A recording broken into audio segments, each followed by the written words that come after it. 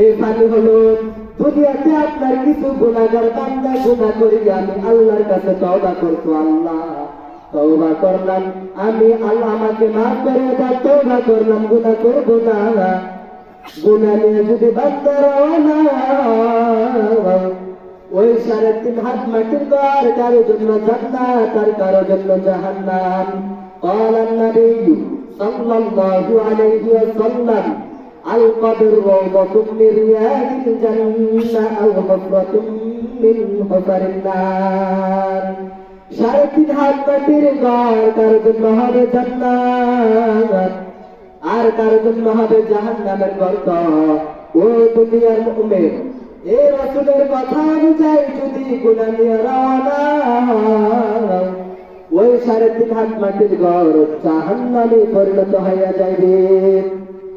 যে কবরে একটা নয় দুটা নয় 70 থেকে 99টা সাপ। রাসূল কারীম সাল্লাল্লাহু আলাইহি ওয়াসাল্লাম বলেন, এই কবর সাপ যদি একটা সাপ যদি দুনিয়াতে নিঃশেষ করাতে পারতো